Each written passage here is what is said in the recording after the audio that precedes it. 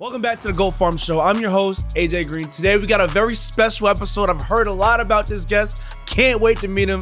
Y'all introduce. Oh shit! I got shit. It's your fault. Cause it's your fault. Cause you said everyone says they mispronounced your name. So that's what I was about to say. You should put it as C-O-L-I-N. Damn it! It is Khalen Saunders, y'all. There we go. Damn. So first, what are some of the common Khalen? I'm sure you get Khalen a lot. What are some of the common mess ups? Yeah, Khalen is outright the first one. Khalen, and then Sanders following. Yeah. So I got like 5 different aliases. I can go like Khalen Saunders, Khalen Sanders, Khalen Sanders. You know what I mean? Like, yo, as I'm doing it, I'm in my head like Khalen. I still was about to say Kid. Yeah. When you look at it, you just got to put on everything C-O-L-I-N. Just ignore it. You know, I mean, that's my mom. I'm like, Mom, you could have made this a little easier, but I feel you. It is what it is. But hey, man, we back again. Once again, I don't have my co-host with me. Go in the comments. Shout out to Darian. Give him some congrats. Give him some blessings. You just welcomed his second child in the world. But while you're there, go grab your water and grab a snack because you about to take it back. You brought up moms already. Let's start with the childhood, man. Where you from? I'm from St. Louis, Missouri. Born and raised, man. I've never been to St. Louis. I've only been to Kansas City. Never been to St. Louis. I mean, correct me if I'm wrong. I heard St. Louis a little. Oh yeah, it's like that. Yeah, it's absolutely like that. Undoubtedly, and I always, I always have to defend myself. Obviously, I've been in KC for a while, and St. Louis is still the best city. I don't know.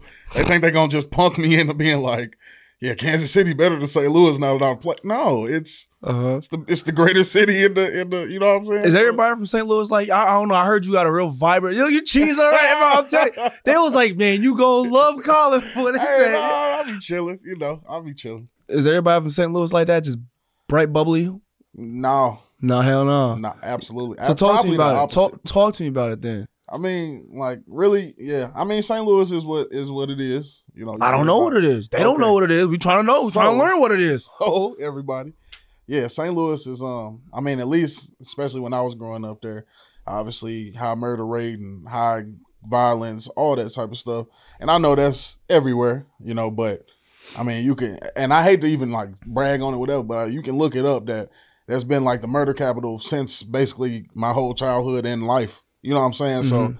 So, and then I've lived in every part of it, like all the cities of it, and South Side, North Side, West Side, all of it. So, obviously you just try to stay out the way. And it's like you said, you asked that question. It's not like that. Like, yeah. So people be mad. People say that you're a product of your environment, but I don't know. You walk in a room all bright and just, you know what I'm saying? I heard you coming down the hallway.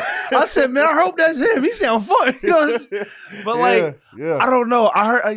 While I'm talking about it, I heard there's a clip of you that went viral and I missed it. They was like, you seen that clip of Khalen? I'm like, what clip? And they was like, bro, you've seen the clip. I know you've seen the clip. So I'm about to watch this clip. Show me the clip. Let's direct our attention to the screen. First of all, who filmed this? Yeah. They filmed it on a calculator? You was not about to flip. Yo! Yep, get down. Come on now. What you in? Come on now, get down. What you in? About 324 in there. And you just, how did you learn you could do that at 320? So you got another one. Yeah. So this is what you do. Yeah, okay, wait on. This is easy. This is easy work. Yo, go back. It's clear too. No. Go back. What was that by your feet? Look how you landed. What just the piece of the turf come up? Yeah, Wait. Ready? Boom! What was that? What was that came out the feet? It was raining that day. That make it even more impressive. It was wet. It was raining. That was water. It was from where? From the ground. From the ground. You didn't squeeze the water out the turf. Come on, bro. You was too damn big to be flipping like that. Like what? It looked like you was on a rooftop. What was that? Yeah, that was. Now what happened if you ended up on the third floor? Proactive. That's what that was. On a rooftop. Yeah. And you said, I'm 300 pounds of man. I'm about to jump up, upside down, and come land on a wet surface. Yeah, my agent said the same thing. He held his breath. But hey, that was before I was going into the NFL. You crazy. That was ACL juice that just slipped out. I had to show the folks, man, I played in small school, so I had to, be like, I got a little extra 300 and can flip. Yeah, that's exactly. So how does that how does something like that translate into playing football? There's got to be some benefits of being 300 pounds and able to do a flip. Yeah. I mean, obviously you ain't flipping on the field, but just explosion. You know what I'm saying? Like being able to come out your hips and strike somebody with your hands. You know what I mean? Like I'm coming forward instead of upwards and backwards. Is the difference. So see, I don't know how I missed that. 300-pound dude doing a freaking backflip and then want to come do a swim move and get to the quarterback. That's crazy. I've never seen that before right there. But anyway, let's go back to the childhood growing up. You said it's a rough area. Give me like, you know when you watching like those throwback like NFL shows, like it's an NFL life. No, it's a football life. Yeah. And like they show their little upbringing story. You know what I'm saying? Yeah. What's like? Give me like a real raw story growing up. Like what's like one of the craziest memories you remember? Man, I'm talking about, and all of the things I'm thinking of happened in one house. Let alone I lived in like 4 or 5 other houses. I was gonna say I would have moved. But yeah, I mean shootouts. Like when I say shootouts, full guys wars. shooting in from my front yard to across the street. So obviously, the bullets from across the street are coming towards the house. Yeah, went through that. You know, police chases ending, crashing on the corner, like all that stuff. My house actually got hit. Like in a police chase. I lived on the corner of a really busy street too, so I mean it's all the stuff you might find, you know. It's and then but I think one of the most prevalent things is like, you know, growing up and my one time my brother, he was just catching the bus coming home and dude ran up on him gunpoint. So that was that was the closest thing. How old was your brother? My brother's 4 years older than me, so he's 32. No, I'm saying like when that happened, I was had to be a sophomore or junior, so he has no older than 21. Damn, like 2021. He was just yeah, he's catching the bus. Like at the crib, we got robbed at the crib. Yeah, same house. Walking home like around the corner from my house, and yeah, this is the same house. Yeah, man. All this is the same house. All this is the same house. This house gonna become a museum, yeah, bro. Yeah. Have you been back to this house? Like since you've been on this side? So, when I first got to the NFL, my mom was still living there, and my grandmother was at the time, and then I moved my mom with me, but my grandma's health was failing, so we moved her into a hospital. Moved, not in the hospital, but like a home, and moved my mom with me to Kansas City. And then unfortunately my grandmother passed away because she was already declining pretty bad, like, you know, throughout that time. And so, but yeah, that's I haven't been inside of that home probably since I made it to the NFL, but is it still in the family? No. Leave that house. Leave that house where it's at. Yeah, okay. Exactly. But like, so like a situation like that, you know what I'm saying? Like living in that exact same house, time after time, things is going sideways. Mm-hmm. How does your family and everybody just keep you going and keep you out of that type of life? Because, you know, growing up like that, I'm sure you know, it's easy to fall victim of that. Sure. You know what I mean? How does your parents and stuff just keep you on the right path? And how did you keep yourself on the right path? Man, honestly, you know, my parents did a really great job of like just tapping into myself and all my brothers' interests and talents, you know. And they were all very unique, like very different talents. Was one of them gymnastics? I guess you can say that. I did gymnastics for like a year after I found out I could flip. How'd you pool or trampoline? How'd you find out? Ground. Yeah. You gotta realize you was just trying stuff. I'm the youngest of 5 boys. And I'm also the biggest of those 5 boys. So they were doing things that my size shouldn't do. But that's big bro. I'm like, I want to do that too. And it just so happened that I kept on going. So that's how that happened. Like, you know, I'm just like, you know, my brother's like your size. You know, you do a flip. You're like, damn, that look cool. I want to be able to do that. But I'm also 260 at, you know, 13, 14. Fucking, I'm flipping. I'm doing it. I'm going. All right, so go ahead. I'm sorry to cut you off. No, you good. Keep going. But yeah, my parents though, they did a great job just tapping into like what we was interested in because they knew that would keep us occupied and like, you know, at an after school program, at something that's keeping us away from the house. And yeah, they did that like thoroughly because it's so weird. Me and my brothers are so different, like interest wise, and And all of us are kind of pursuing those things independently. And like I said, I credit that to my parents for, you know, being that tapped in. And also the people around me, like my friends and stuff, the ones I'm still close to now, you know, we make it a thing to take a trip every year and stuff like that and just be together. And I credit them too. Going back to the crib? No. They still live in St. Louis. Okay. But like we take a trip somewhere else. Like this is while you was growing up. Yeah, no. I'm talking about now. Yeah, okay. Yeah. Like and even about through college years too. Like it started in college and high school, and then we just kept doing it. And every year we kept on trying to, you know, have more fun and make it bigger and better. But I credit those guys too, man. They know who they are. My mob guys, man. They already know who they are. But yeah, I just credit them too, because man, we had a lot of nights in the crib. You know what I'm saying? Listening to the music, playing the game, doing some dumb shit, like, you know, just messing around, but it kept us in the house. Yeah, stay in the crib. And then at that same token, somebody was out, one of our homeboys that we would know. Yep. Turn up, hey, circle. Yep. Boom, boom. We had a funeral. We watching somebody else get put down on the ground, like, and that was prevalent. But like I said, we would stay in the crib, just kicking it with each other, enjoying each other's company. So between my mom and dad doing that, like, you know, just keeping me focused and actually being interested in what I'm interested in, and then my friends being, you know, cool people, that's kind of how I just stayed out the way. Yeah, so being like with the conversation of being a part of your environment, because obviously I've seen it both ways, and I'm pretty heavy on the side of just because you live in a certain place, I'm looking at ways to get out. Yeah.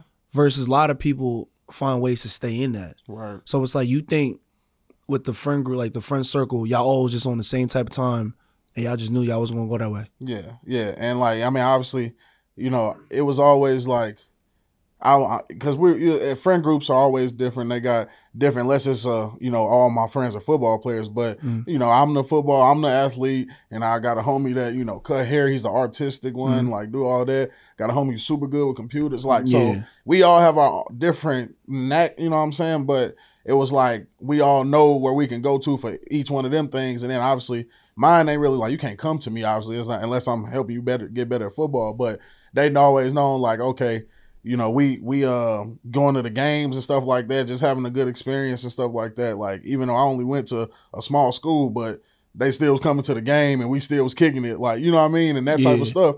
Once again, got them from St. Louis, out of St. Louis, going to Macomb, Illinois, and hanging out there for a weekend. And then you never know, something could happen that weekend that they would have went to. And that's how that is. So that's how, like, we always talk about that whenever we kick it together. So you said you was the athlete of the group. Like, that was your persona. At what point growing up did you realize I'm a football player? Probably when you woke up 270 one day, huh? It did happen a little like that. You know, I'm kind of big, man. Yeah, this ain't. You know what's funny though? I actually loved basketball first. Okay. Like, absolutely loved basketball first. I will say that was my first love, and then, like you said, I just like to eat, guys. I can't push this plate away. Now, bro. Too many half orders of chicken fried rice. and if you go to St. Louis, you'll see why it's specific.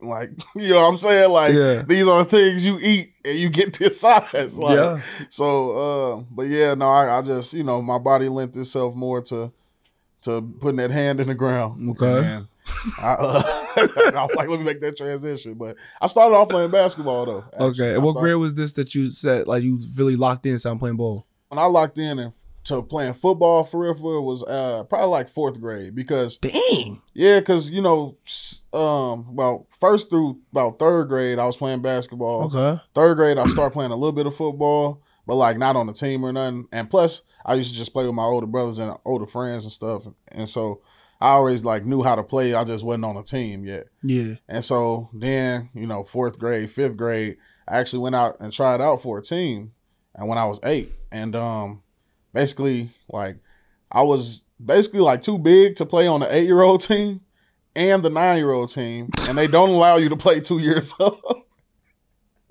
So I couldn't. So that's the year you decided to do a backflip.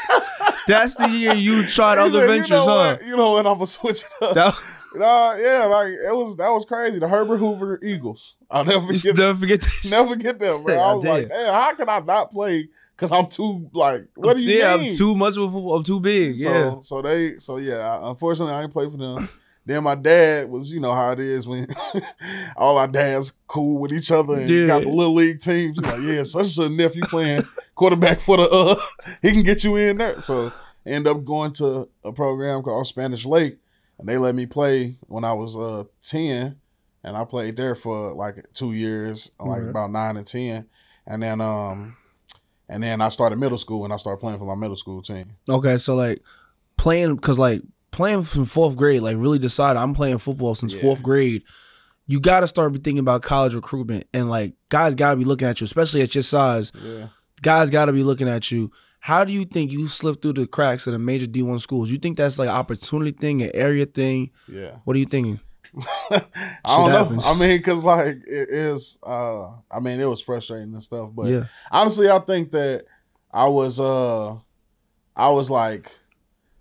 key. Like a Travis Hunter before he came, you know what I'm saying? Like, hell no. What you mean, bro? You telling me you was running the ball too?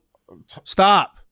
All right. Send me the huddle link. I'll stop. Send me the huddle link, bro. You telling me you was running the ball too? Look it up. Like this is the beautiful thing about film. You know what I'm saying? About technology, because I don't gotta send me the link, refrigerator Perry. What are you talking about? You was running the ball too, and you telling me no school? Like you telling me only one Division I school said, I might be able to do something with this. Yeah, what? That's the truth. That's the truth. And I got a D2 offer for a running back, so I could either play D2 running back or D1 D-line. So. Had to go with it. Yo, that's a fun fact. Got it. Boom. Two clicks away. Oh, yeah.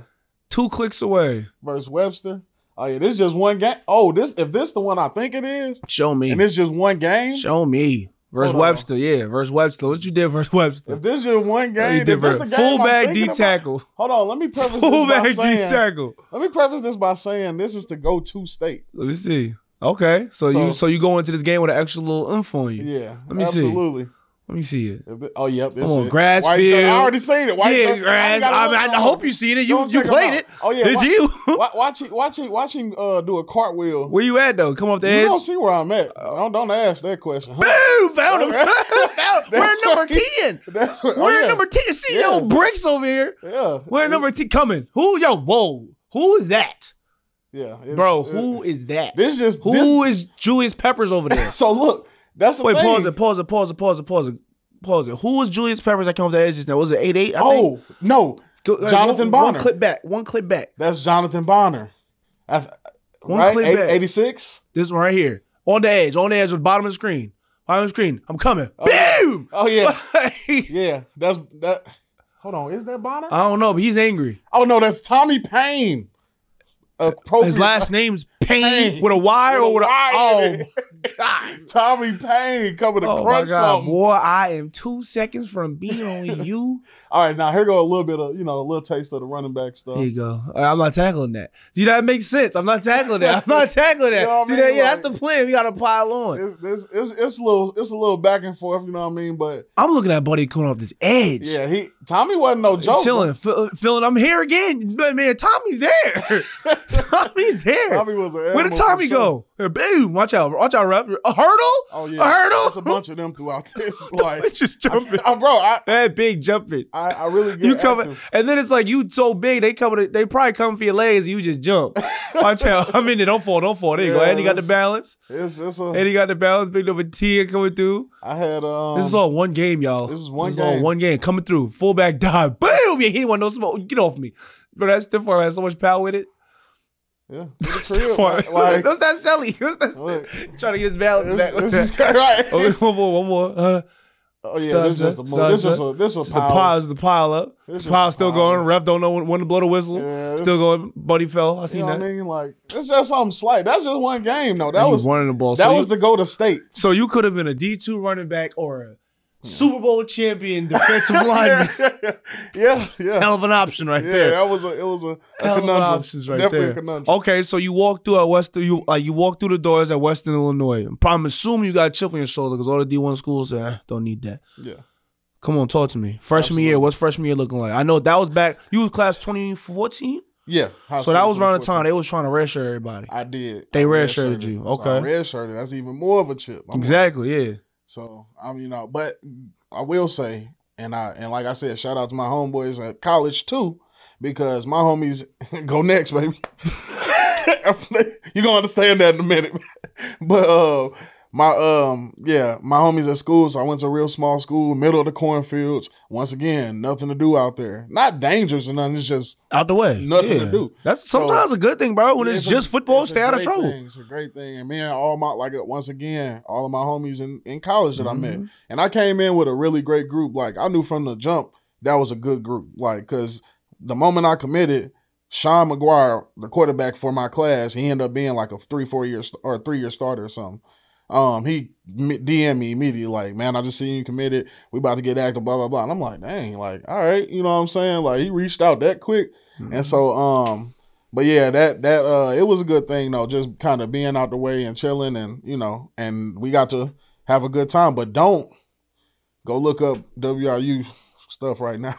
Why? They struggling a little bit. I ain't worried about them. I'm worried about WIU when you was there. Yeah. So while you was there, they redshirted you. Boom. Yeah. I already know how that go. Yeah. At what point did you realize, I'm good enough to go to the league for real? Like, I might be at a small school, but I'm here. Yeah. You feel me? Yeah, redshirted. Then a redshirt freshman year, I played a little bit. Did okay. Redshirt sophomore year that was the year. That was the year. That was the year because we got Tyler Stockton, my favorite coach I've ever had in my entire life, to this, like, hands down. Where's he at now? I believe he's at Ball State. Okay. Or he might have got it, because bro be leveling up so fast. I feel you. I hope so. If you say he's your favorite coach, bro, must be doing something. I love him right? to death, bro, because he's not like, he's like, I think T Stock, when he started coaching us, he was about like 27. Like, so, you know what I mean? He was only about 6 years older than us, 7 years older. He was a GA that stayed. Exactly. He was and GA that got promoted. Okay. Exactly. Got you. And so he came, he played for Notre Dame when they, like, I think he was there around the tail end of when they had that great defense and stuff like that. And then he came coach us. So what he was the head coach or he was the position coach? Position coach. Okay. Yeah, my dog, man. To this day, T Stock, my dog. But he came. He kind of got on me, but in a like, he knew how to coach me probably the best I've ever been coached.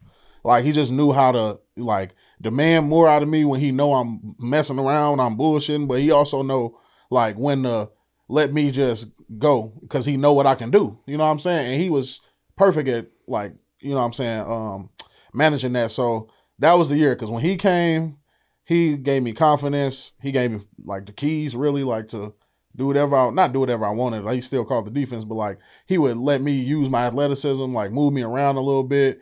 I was playing edge, nose, 3-tech, like, you know what I mean? Like, playing everything. And that really let me see, like, one, I'm good to do this all along the D-line. Like, I can play any position on this D-line. And two, like, you know, obviously being in a small school, we don't play a bunch of great, like, competition, but we definitely, first of all, being in the Missouri Valley, that's the best division of football, hands down. Yeah, I almost went to Youngstown State. Exactly. So like, it's real. North Dakota State. Yeah. We all know who North Dakota State is. Yeah. I had to play them 4 years in a row. So we know, I know good football, trust me. My freshman year, I was at New Hampshire. Okay. So I remember my freshman year, I was looking at North Dakota State like, damn, they need to go ahead and move up. They need to go ahead, bro. I got so tired of that, bro. Yeah, I'm like, they need to come on out of there. I hated going to Fargo, bro. The Fargo Dome. Man, that's used to thump. But I ain't gonna lie. I got nothing but respect for North Dakota State. But yeah, so, you know, I got to play them though 4 years in a row. Yeah. That's great. That's great comp. Yeah. Exactly. And so then that was probably around the time they had Buddy Carson. Yeah. And then they had someone and Trey Lance. Yeah. I played against everybody. Trey Lance was there when I was there, but he ain't played. But I played against Carson Wentz, Trey Lance. Easton Stick and Trey Lance. And people don't know about Easton Stick. He actually was better in college than Carson and Trey. Wow. Yeah. Wow.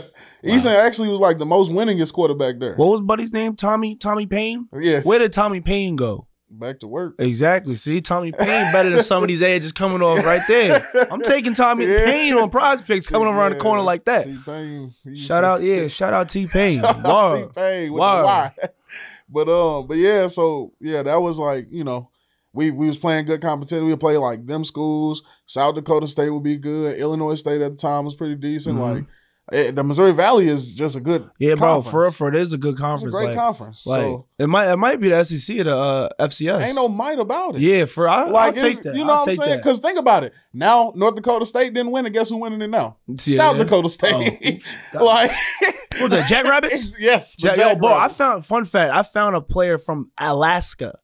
He was a quarterback. Well, he was a little like you. He was kind of just, they plugged in a position. He played football. He played football, and then the quarterback got hurt. He was like, shit, I'll do it. You know, he ended up winning player of the year. He's in Alaska, bro. I'm thinking his kid's going to go get all the offers in the world. He ended up at South Dakota State.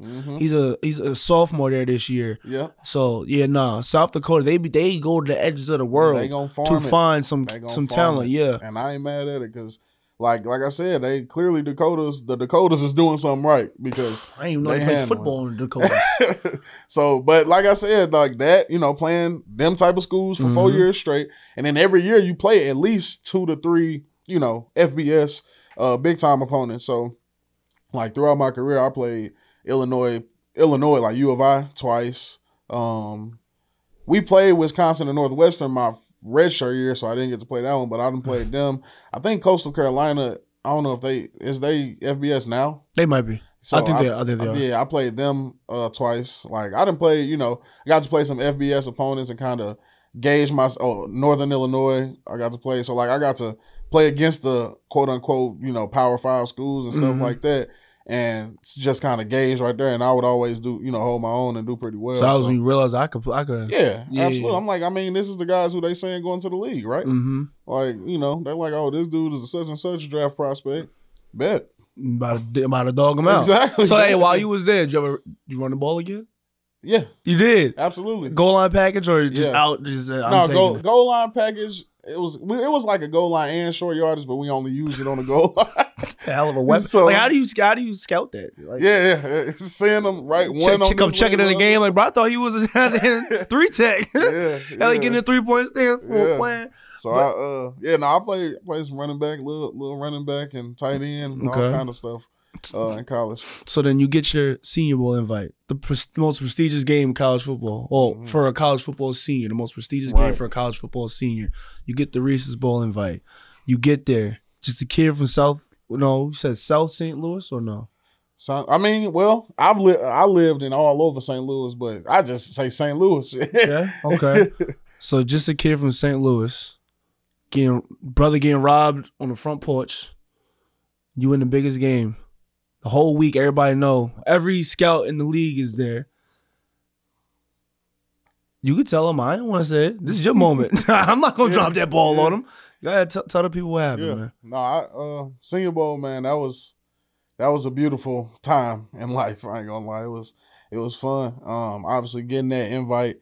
I was actually the first invite in my school. I think I was the first invite in my school history. I believe so. My coach said that because all the other ones been going to like NFLPA Bowl and East West Shrine. So I was the first Senior Bowl. And yeah, it was surreal. I got that little letter and stuff like that. And then went there. Just so happened that the mother of my kids was like about to give birth to our first child at like during that week. You know what I'm saying? Like literally I'm thinking, and then what's crazy is that she was actually due the 31st, and that week was like the 20th through the, I think, like 25th or something like that. So like I'm thinking I'm gonna be good. Like if anything, it'll come a little, you know what I'm saying, later, like a little maybe a day or two early, whatever. But end up coming like a week and some change early. Damn. And so I'm like, I'm already out there, and she was just like, you might as well stay out there because what good is coming home gonna do? You know what I'm saying? Right, like, you out there trying to really make a home for it, make a life for us. Yeah. I'm actually really happy to get to interview about this because it was a lot of people with opinions. Yeah, with opinions, air it out. Bro. Go ahead. With opinions, bro. Like air it out. It's and I'm time. Like, bro, how are you being a bad father by missing the birth of your child? Act like I missed the birth of my child to like We got a party. You know what I'm saying? Yeah, bro. Like, I'm at the biggest job interview of my life. Like, what do you mean? Like, like I'm just on the whim, like, that was today. Yeah, the damn Wayne concert left. No, I'm not going to no concert. I'm literally out here trying to make her future the best future I can. And so it was just a lot of comments. I'm like, it shouldn't take nothing but common sense to, you know what I'm saying? Yeah, put that together. Like when I heard the story, for a second, I was like, dang, he didn't think that one through. He didn't time that up right. But then I'm like, you know what, bro? He's exactly where he should be at. And then on top of like being with the school I came from, like now if I went to Bama, if I went to Ohio State, you don't need that. Yeah, the scouts is coming regardless. Yeah, but bro, like, this is my chance. Yeah, this is my Eminem moment, right? Yeah, like, I can't blow this one. Yeah. So I went through the whole week. She was born on Tuesday, my firstborn. I went through the whole week. I think that the game was on Saturday, right? No. I think so. I hope so. It's on Saturday because I think they like it's the last time you'll play on Saturday or something. It's like a little probably something cute they did there. I see what they did. Hershey on your pillow. I see what they did there. Hershey. Okay. I got it, but I've never heard that one. But I get you. But no, they so many other options. Hershey on cherry on top. Hershey on your pillow. See, you know what I'm saying? Big back. Damn, boy, think about Hershey. I can't pass up on some chocolate. But look, regardless,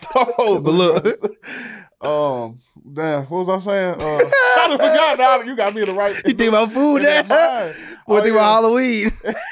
But going to that, you know, and being like getting that opportunity, I didn't want to pass up. So I did the practices because there was a lot of scouts watching the practices. You know what I'm saying? So yeah, of course. That's shit. 90% of the exactly. That's 90% of the. So not again to the people in the comments, like y'all don't even know, bro. I didn't try to work both sides. Like I didn't, you know, I stayed to get the work and let the scouts see me. Yeah. And then I'm like, okay. When it got to, I think it was Tuesday was the 22nd, I think. So 23rd, 24th. Yeah. I was like, all right.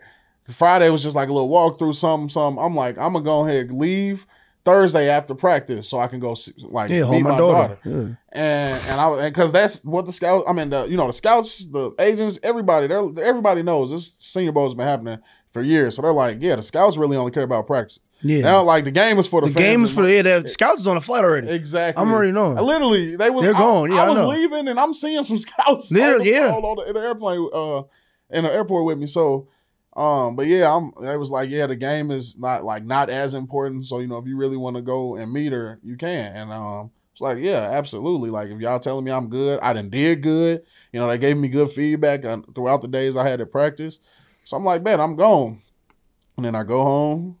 And I met my daughter and got to see her for 2 days. And then actually I came back to the Senior Bowl. I was like, no, I want to go back and play. Like, so I want one more handoff. Yeah. One more. So I went back. I went back, got back, like I think a little bit before.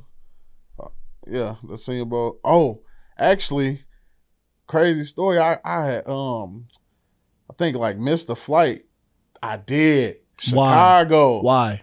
Chicago. Why'd you miss the flight? Because so my daughter, my firstborn was born in Chicago, and my agents bought me a flight back because they were like, "Do you want to come back or not?" I was like, "Yeah, I want to come back and play."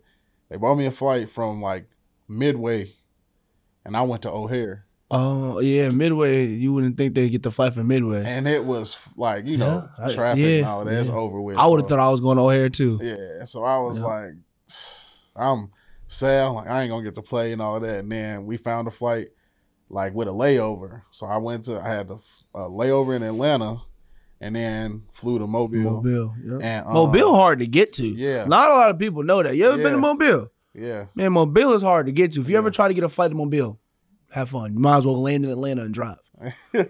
Yeah, and man, so like you said, it's hard. So I went to Atlanta. I had a layover in Atlanta. I was expecting to get there that Friday, like so I can get there the night before sleeping in. But the layover, obviously, I ended up getting there early the day of the game. So I'm literally, on my way I got on my pants and stuff when I left the hotel. I went to the hotel, put on my equipment and stuff, and then left, and then got in the stadium with like half dressed already. Oh snap! And here I am worried about missing the team meeting.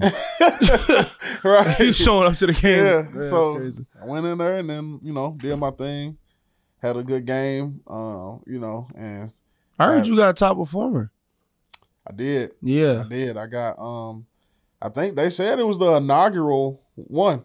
They said it was like the first player of the week, Reese's player of the week. Like, what'd you say? Oh yeah. No, you said Reese's. Yeah. The Senior Bowl is Reese's. Huh? Reese's. No. What? Reese's. Reese's is how you say it. That's how it said. Well, don't start with the Reese's. Don't start with that, man. Bro, like, it's like in my mind. Y'all let me know in the comments. How do y'all pronounce Reese's? Reese's. Because when you say Reese's Pieces. No. What you say, Reese's Pieces? Reese's Pieces. Man, look, bro. Reese's Pieces. It's Reese's Cup. Am I tripping? Nah, you tripping. Reese's Cup. Peanut butter chocolate. No, you never seen that commercial either? Yeah, I have seen that. Yeah, he don't understand Reese's Cups. Saying Reese's Puff. Man, there's a lot of stuff that we I feel it. Right. Tomato. Anyway, next. Reese's. Reese's. Yeah, but no, we was in that, and it was the first one, like player of the week, because I think they was doing player of the game or something, but like it was like a compilation of the week and the practices and stuff, and they gave me that, and I was sponsored by Reese's for a year. It was cool. Reese's, okay. Reese's. I'm gonna say it right for you. I was sponsored by Reese's for the year. Coming out of that game, where did that take your draft stock? Like, where was your draft stock going in, and where was it after that? Man, like it. Oh my goodness. Yeah, I'm gonna say it gotta be a boom. It gotta be a boom. Like you said, obviously the most prestigious college game. Like, and that's the truth, because I mean, even guys that already got good stock go to that game. So exactly. That lets you know, because they'll get offered by all the the NFLPA, East, West, all of that. And if they waiting for that Senior Bowl one, and then they gonna go to that one. So, before that, my draft was like, it was coming up because I was obviously putting up little videos like that one of me doing backflips and stuff like that. And then I was also, just working out, and I also have great agents and athletes first and stuff. So, you already know my boys Khalen Blaine. I don't know, y'all probably know him too, but yeah, they looked out, and they like did all the right stuff. They told me what to do, like not on some, hey, do this, like, or else, but it was just like a, because I ain't know nothing. Y'all the ones who done worked with all these NFL players before. Yeah. I ain't never, you know what I mean? So I'm like, I'm waiting on you. Tell me what I got to do, and I'm going to do it. So they led me the right way. And then obviously I had the game, Senior Bowl, and leading up to that, they just, directed me so well up to the Senior Bowl that it was like, okay, then the Senior Bowl is now it's finally just playing football. Like, I'm gonna do that. Yeah, you know what I'm saying? So, yeah, and then after that game, man, it was like, because obviously coming out, it was undrafted. I mean, no matter what, I'm Western Illinois. I could have been the best player ever to touch Western Illinois turf. I still would have had an undrafted grade coming out of college. Yeah, that's the beauty of the Senior Bowl, though, because it's like they worried about the level of competition you playing against. Not come here, I could do it here too. Exactly. And so before that, it was like undrafted, maybe 6, maybe 7, 6 round, whatever. And then after that, like leading up to that, it started rising like maybe 5th round. After that, it was like 4th, 3rd, and then it got like I think it got up to like 2nd, like a prediction, like one prediction was like, okay, might go like the last pick in the 2nd round or something like that. I'm like, damn, like that's crazy. So it skyrocketed after that, man. Yeah, so it's like now you sound the alarms, gathering your family. Now your draft time is coming up. Are you thinking about going to the draft? You want to just have a family party? You want to just be low key? How you thinking about that? I immediately knew I wanted to have it at the crib. You know what I'm saying? Which crib? Which? The crib? Which crib? No. Which crib? No, not it. Oh, my God. So just St. Louis, period. Yeah. Okay. Boy, I say your agent just holding their breath. You going back there. Not at all. I would have. Oh, my goodness. No. I had it in, actually at my brother's. He was living in an apartment at the time, and they had like a I don't know, I guess you call it like an entertainment. Up on the top of it. and they let him rent it out for me for a draft party. So I threw my draft party on the second day because I'm like, I know I'm not going in the first round. You know what I'm saying? So I was like, I'm gonna just watch it and cool. Yeah. And then the second day I threw one because by that time it was like, okay, we pretty sure you're gonna go like, second, because it's like second, third on that day. Yeah. And so they were like, we're pretty sure you're gonna go second or third. And then I was like, all right, bet, I'll throw it today. And then just so happened, I did get drafted in the third. But yeah, I immediately was like, I want to have it at home because I knew I wanted to have like my high school coaches, my family that was going to my high school games and coming to Western and watching me play because that's like a 2.5 hour drive. So it's not that bad of a drive. Doable. It's definitely doable. And definitely for a draft party. Yeah. No. It was, I'm talking about like going to my college games. Mm-hmm. So it's like 2.5 hours from St. Louis, right? Western Illinois is. Yeah. And it was a lot of people that, used to drive from St. Louis to come watch me play. Mm-hmm. You know what I mean? So like I wanted to have it in St. Louis because I'm like, they was driving to Western and supporting me. Like I definitely want to go back home and, have a party for them to come to. You know what I'm saying? Like all the family that was coming to the games. And so, and then on top of it, like my grandma, who was obviously having a health and failing and stuff like that.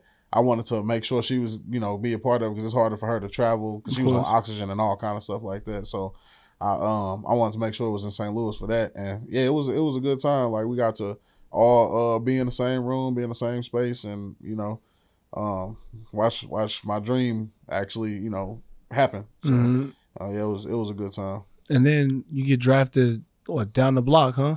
Yeah, across the state. And right across the them same people's probably loading back up in the car and coming out there. Exactly. T-Pain, T-Stock. Yeah. They was coming out.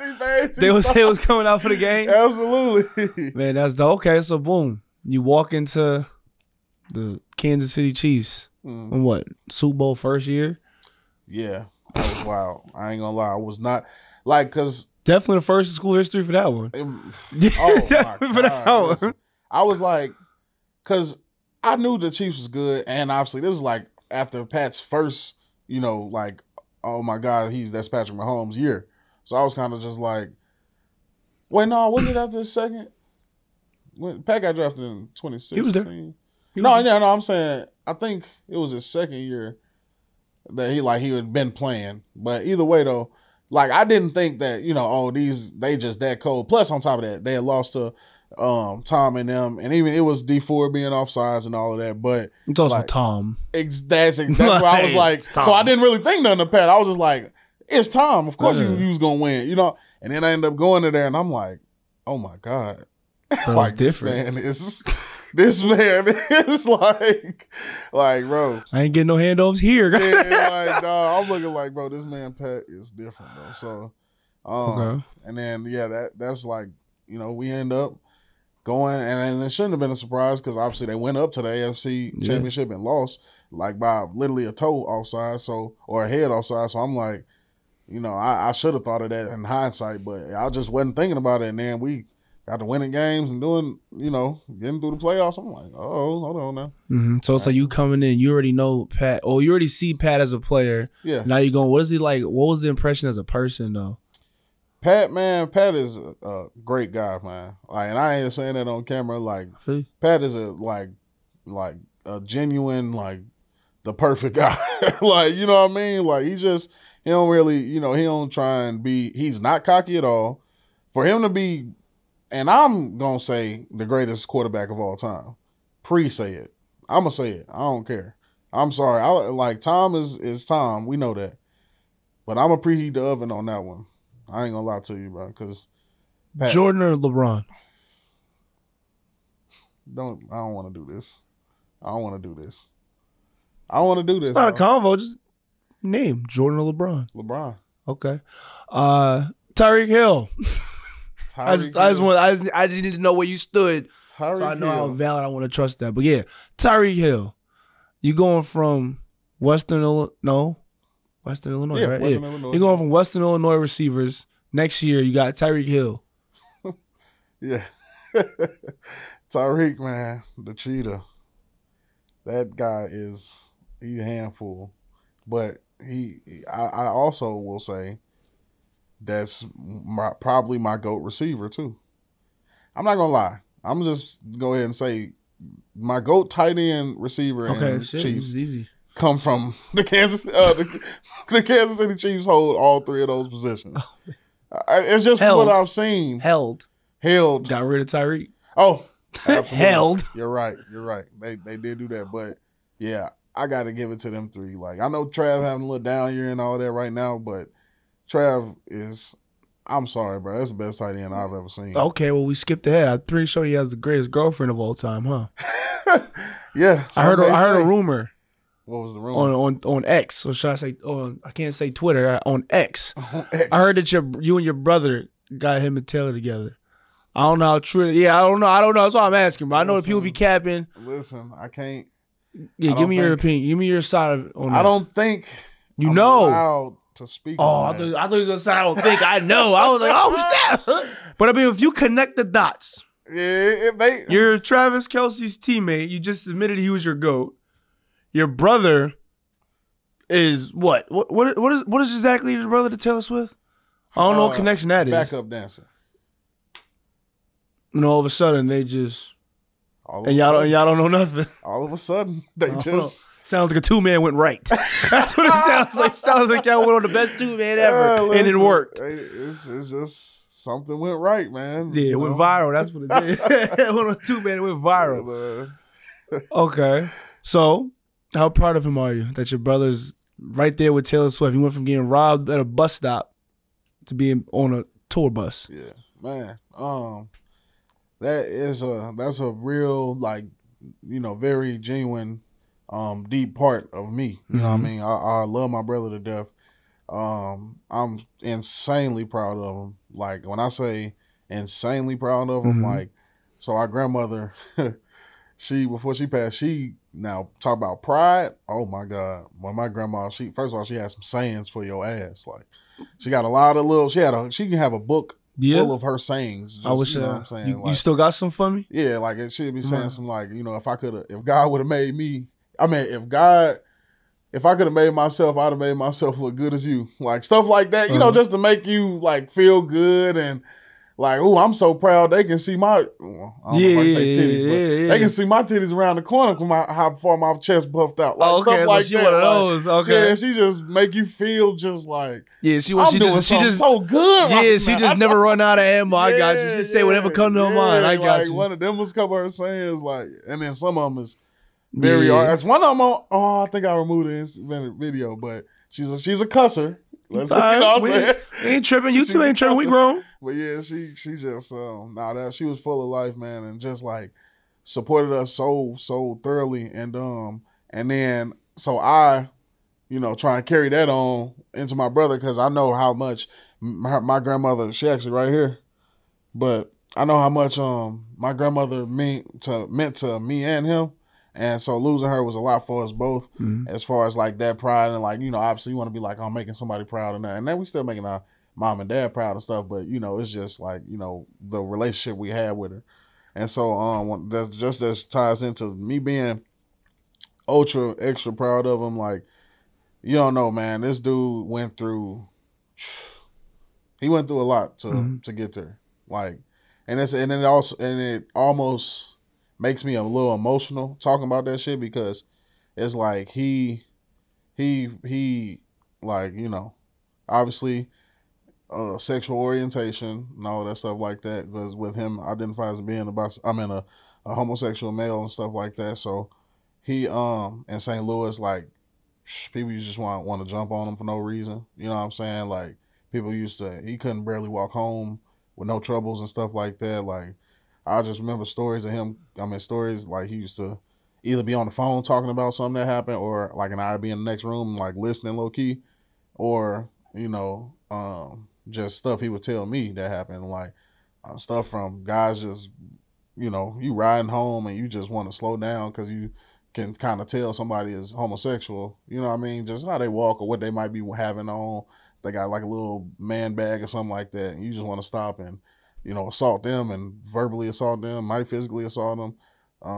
Just the stuff he had to deal with. Like, and that was like, it was a lot, you know what I'm saying? I used to watch that stuff like coming up. So I used to, you know, just watch him endure all of that and just still like live in his own truth, everything. Like, you know what I'm saying? He dancing, he choreographing stuff, like, and taking that stuff seriously. Like, he didn't let nobody. And he was, mind you, my brother about my size, like, not small at all. And he's like, you know, and people saying this is not the dancer body. You know what I mean? You're not a dancer.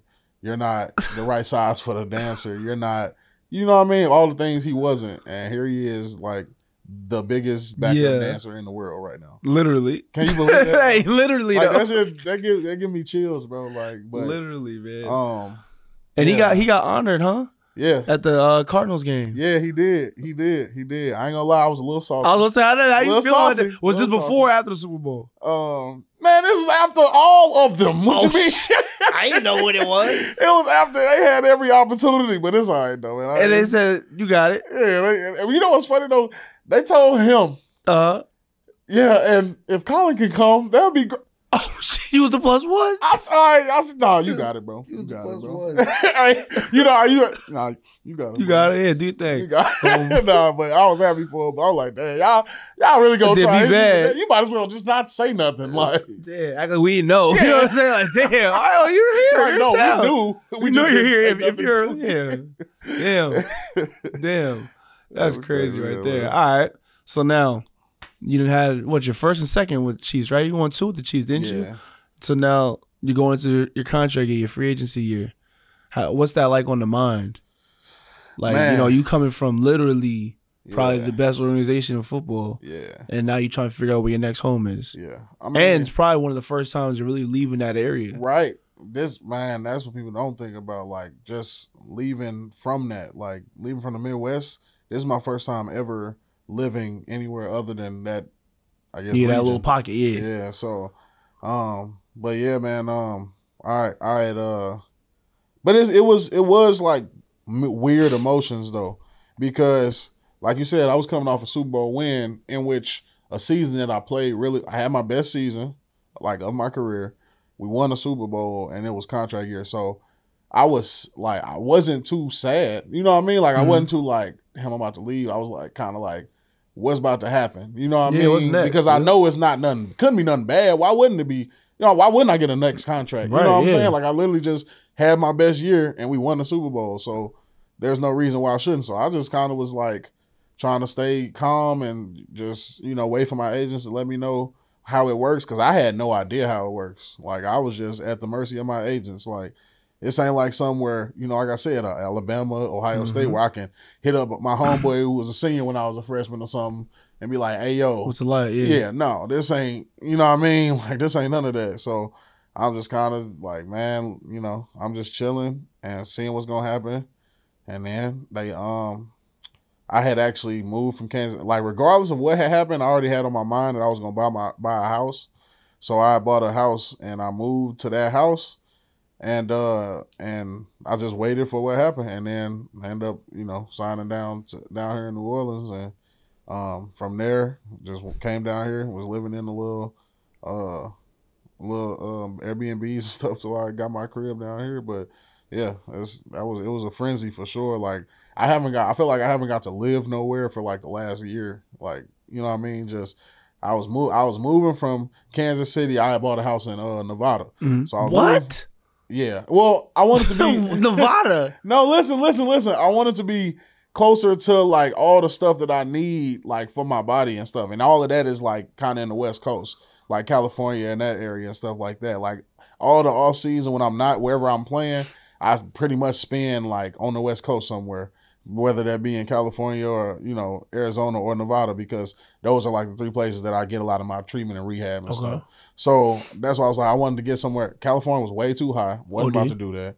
Arizona was cool, but it was like in between the price points. But then Vegas was like steals of houses for, you know what I'm saying? So I was like, all right, I'll do Vegas. So I got a house out there. So I literally was moving from Kansas City to Vegas, got signed in New Orleans. I was moving from Kansas City and Vegas to New Orleans. And it's like, you know what I'm saying? So, like, this is my first year, this is my first off season where it's like I'm not really moving around no more. Yeah. And so that felt good finally. But yeah, it was definitely an experience moving to the South and during just a different region. You know what I mean? Like I haven't, the good and the bad. Like I haven't not had to worry about snow. You know what I'm saying? Like, but it's like you also never really got to choose where you went. Exactly. You know, like out of high school, you had the one D1 offer. I'm going. You feel me? And then you get drafted. You can't really say no. Right. And then this is the first time you really could shop. Exactly. So it's like, what really ultimately led you to pick New Orleans? Man, it was just how they wanted. Like everybody want to feel wanted. You know what I'm saying? And whether that be a good thing or a bad thing, like, obviously, and the Chiefs are a great organization and stuff like that. But it's like, obviously, they don't have to offer you no big contract of that. You know what I mean? Because they're going to roll regardless. So I'm like, at that point, I'm like, okay, one, I already came from a small school, bro. Like, I got to do what's best for me. You know what I mean? Like, I got to put my family in a better position. You know what I'm saying? So I was just like, all right. I told my agents, like, obviously, we want to look for the best contract and stuff like that. But once we find the best contract, like, I want to look at what's the feel of that team. You know what I'm saying? Like, and New Orleans, I like New Orleans because they was on it. You know what I'm saying? Like, they hit my agents up with an offer. Somebody else came with another offer. They upped it immediately. And then after like me saying, all right, let me think about it, they upped it again. I'm like, all right, I heard I'm coming. Yeah, right, don't worry about it. We good, bro. We good.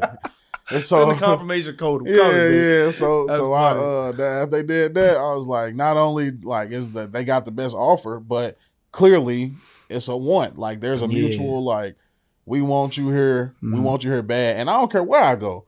If you show me that you want me there, I'm gonna give you my hardest. Like that's how the best, that's how legends and stuff end up being made. Like and great teams end up being formed. Like such and such went to this team just because. They like what's that story with who is that? Was that Deacon Jones or Reggie Jackson? I don't know. You just aged yourself with that. I ain't that old. I ain't that old. But no, it was the one with Reggie White. Reggie White. That's what it was. Where the one where somebody like the head coach of the Packers, I believe, when he went there, had called his phone and was like, he was like, "This is God. We want you to be on the blah blah blah." I don't remember what team it was, but on a football life, like you were saying, I remember watching that, and then like even him going there, and then him ended up being like such one of great, the greatest rushers in there, and all that stuff like that. Like you just never know. So I didn't really mind who it was. Like as far as where I was gonna live, it was just like the fit and the how they want you, like they really want you. So like I said, New Orleans, they was like, man, look, we want you. We just basically opened up the path for you, like literally trading away guys that were in my position and upping my offer, 3 times. They're like, look, we want you here. So I'm like, all right, man, I'm gonna come down there, and then like I'm just so happy that I did because man, this is one of the best cities I've ever been in, and like I said, I'm not just saying that. They embrace you. It's like a bunch of family members here, no matter where you go, no matter what it look like, what they look like. You know what I'm saying? They gonna embrace you, and that's the best part about being down here. That's tough, man. So you got the money, you got the coach's love. Now, what about the chemistry with the team? Like you get here, hey, we asked Alante who the funniest guy on the team was. I'm not gonna tell you who he said, but who you say. So, if you talking about from last year? No, right now. Okay, so right now, go to practice tomorrow. Right now, who the funniest person on the team? I'm thinking it's you, and I don't even know anybody else. I'm thinking it's you. All right, now see, bro, that's the thing, bro. This real life, man. Like that's what I always tell people. They be like, "You funny." I'm like, bro, this shit ain't humor, bro. Like still funny, this real life. Still funny though, but. Man, like, no, I ain't gonna lie. Only reason I say last year, because I was with Jameis, man. Jameis don't count. We already went through the Jameis, which, matter of fact, okay, boom, because we asked Buntley. Yeah. We asked him, I said, hey, man, drop a Jameson bar. He dropped it. I said, Jameson again. I said, drop a Jameis bar. He dropped the Jameis bar. Let me get one. Bro, Jameis. Oh my! Just drop something that Jameis will say. Look right there, and you giving the team speech. Your Jameis Winston, go. Jameis Winston. Jameis. First of all, you got to get the big eyes. He gon' knock over his mic. Come on, bring the mic with you. It moves. Hey, we need y'all. We need y'all today. He said, you remember when you woke up on Sunday morning and you smelled your mama's biscuits in the oven? You're like, okay, yeah, I do. He just has to get hungry. No, this like, you be like, okay, where this going? And when you open up that oven and you remember how that heat hit you in your face? Yeah. That's how we need to come hit them boys. I'm gonna take your ass all the way here.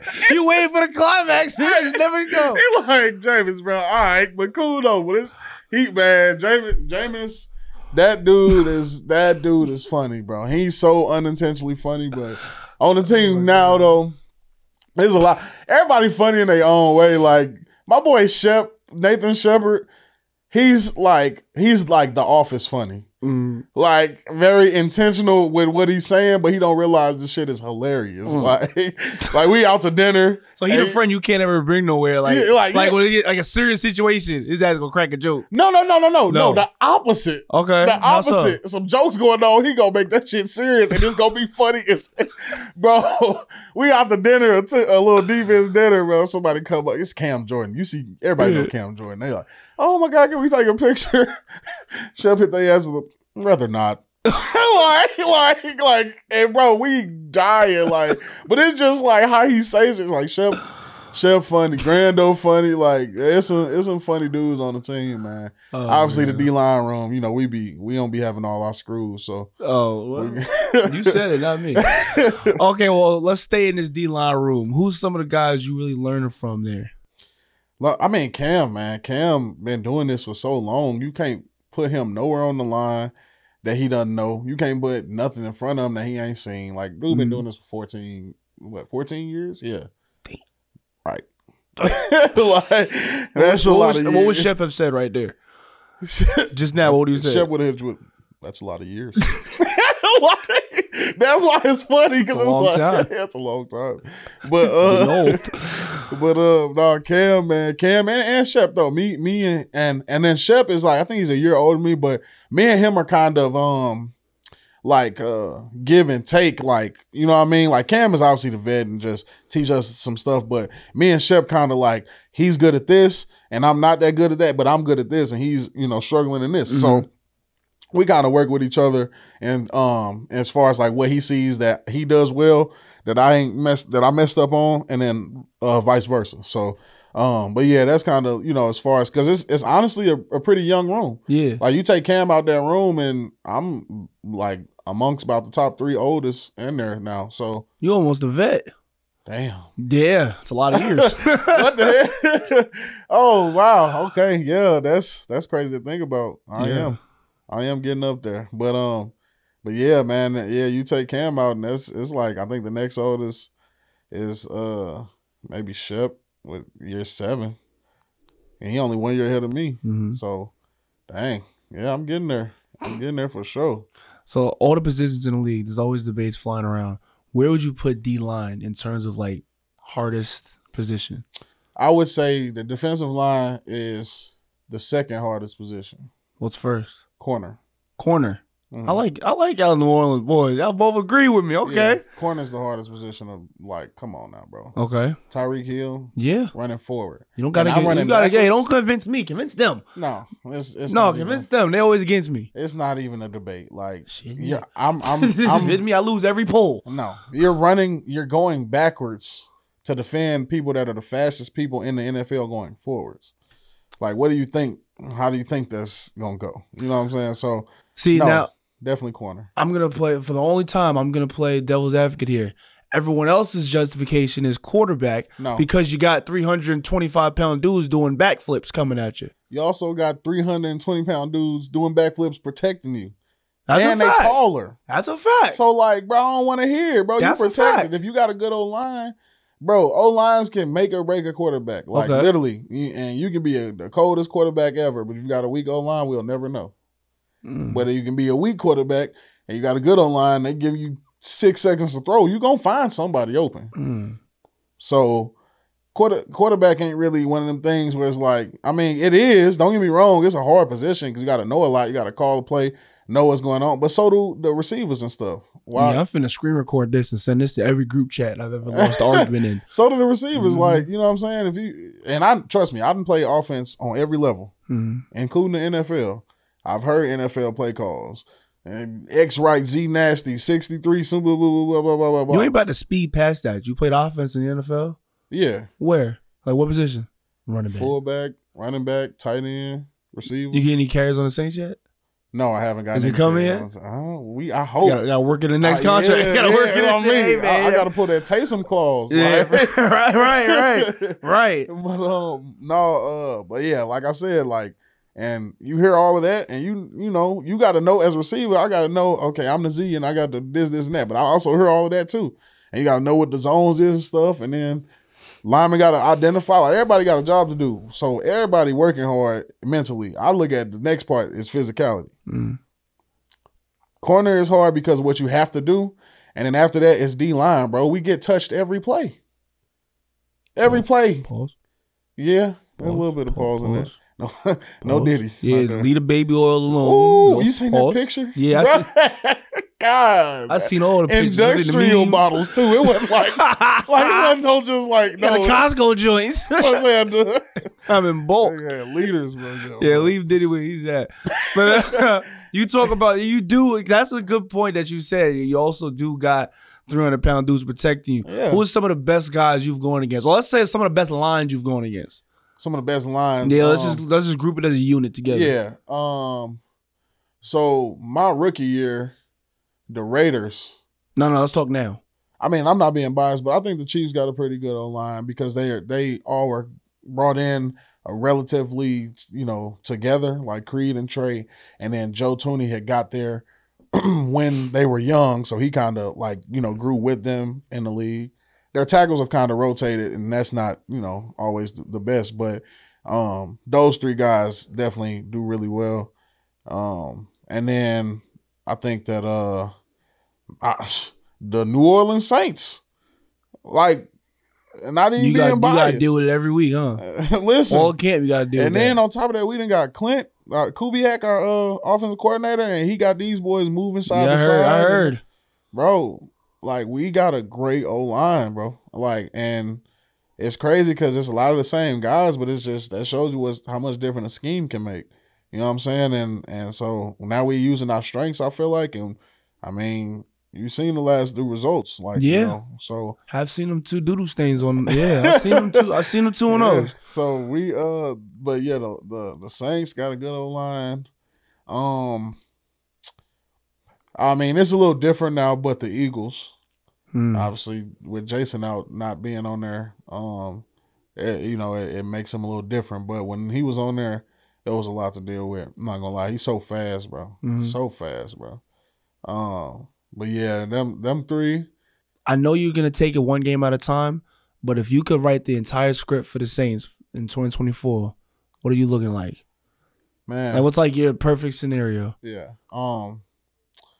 Honestly, and I mean, everybody's goal is gonna be to win a Super Bowl, and it's how do you go about it and stuff like that, and I think that we got a really good shot because, our offense is we got the same guys on offense, but just teams have not seen them used like this before. And obviously throughout the year, when they get some more games getting scouted, teams are going to have a little bit better of an understanding how to stop some of the stuff. But right now it's so new that that momentum, I feel will carry us really well. You know what I mean? To where I feel we can definitely, we are definitely going to get above a double-digit win season, which we were 9-8 last year. So that's already an improvement, you know what I mean? And then after that, it comes down to winning those divisional games, man. We win, we can get Tampa Bay, get Atlanta, and get Carolina one more time. And we see ourselves in the playoffs. And that's all we've been trying to do. You know what I mean? We ain't trying to look too far ahead. Now, that's the only thing you can look ahead to is the playoffs because that's the next thing. And you got to by looking ahead, you just got to see how you got to get there. So, you know how you get there is winning your division. So man, every time we play them divisional opponents, we just take that. Like we have to do this one. Like we got to get this one done. And then, you know, obviously we want to win every game, but those ones you just gotta, you know, lock in double time on them ones. So get them wins and get in the playoffs, and then from there we're just gonna have to make something shake. For sure. Now let's shake it back a little bit to your childhood. You said you hooped. Is that still an off the field interest? I know you like to flip, but like, is hooping still a part of your? Very much. Okay. Very much so. I still like to say I'm a hooper. Like I really play basketball. I really play football like for fun. Like I'm really a professional hooper. You know what I'm saying? So, and Super Bowl champion plays for fun. Okay. No, I was just doing something wrong. I was talking, but yeah, I love hooping. Like it's a great way for me to get cardio because you know I'm not finna. Yeah, nobody likes to run. Yeah, nobody likes to run. So I hoop a lot, and I be using that in the off season, just to kind of, you know, get in shape, get running around and cutting around, and help my agility and stuff like that. And but yeah, obviously, you know, I ain't like I'm gonna try and go to the NBA or something like that. Like, hey, you never know. Shit, you never know. I'm gonna try. Might try Big 3 though. We'll see. Yeah, you can definitely make something shake with that. You got anything else you want to add for the people, man? Like just anything you feel like getting off your chest? This floor is yours. Oh no, man. I you know, I'm always open to talk a little bit and, you know, just shoot it a little bit, man. But it's been fun for me. You know, I hope that eventually one of these days we can start getting D linemen more, you know, known and shit. Like yeah. Cause you know, all the receivers and all of that, like be getting all the oh, we know this motherfucker. I'll be like, damn. Like, it's because they taught the most, man. We don't got dudes like you out here making us laugh. Yeah, you're right. But the D-line always be the funniest on the team. Well, like, they the ones that get all quiet when the mics come on. No. See, I'm going to be the advocates for us D-linemen, man. There you go. All my D-linemen in the league, if y'all got something to say, DM me, bro. Yeah. Because I'm going to get it off our chest. Yeah. We need something in the CBA next year. We going to come holler at me, bro. We going to get it done. Hey, man, shout out all the big boys out there.